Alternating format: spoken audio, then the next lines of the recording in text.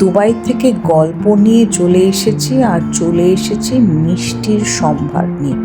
আজকে কলকাতা থেকে ও বাড়ির বাবা এসেছে। ও বাড়ির বাবা বলতে আমার শ্বশুরমশাই আজকে দুপুরেই এসেছে, আর সাথে এনেছে প্রচুর মিষ্টি। কিছু মিষ্টি ও বাড়ির বাবা এনেছে, কিছু মিষ্টি আমার মা বাবা পাঠিয়েছে। তো প্রথমটা হলো তাল পাটালি, অসম্ভব ভালো খেতে, আমতলার স্পেশালিটি এটাও কিন্তু আমতলার থেকেই আনা মোয়া। শীতকাল আর মোয়া ভাবাই যায় না, মানে শীতকাল ছাড়া মোয়া। তো এটা তো মানে পেয়ে আমি অসম্ভব খুশি হয়েছি। এরপরে সেটা হচ্ছে আমার বড় মেয়ে এসেছে, ও আবার দানাদার খেতে ভীষণ ভালোবাসে। তো এই দানাদার এসেছে কলকাতা থেকে, আমার মা বাবা পাঠিয়েছে রাইয়ের জন্য, রোজও খায়। তারপরে এসেছে গিরিশচন্দ্রদের নতুন গুড়ের সন্দেশ।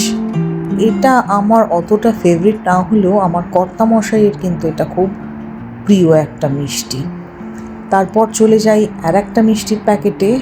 এর মধ্যে রয়েছে ক্ষীর কদম্ব, যেটা আমার মা বাবা পাঠিয়েছে সৈকতের নাম করে।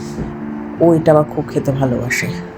কিন্তু সবচেয়ে যেটা মোস্ট ইম্পর্ট্যান্ট জিনিস এর মধ্যে বা ট্রেজার বলা যায়, সেটা হচ্ছে এই পাটালি।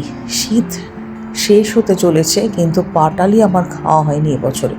তো এই এসে গেছে আমার ঘরে পাটালি।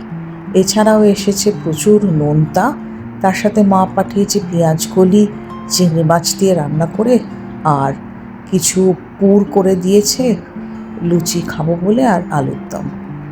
চলি, আবার দেখা হবে পরের ব্লগে। টাটা।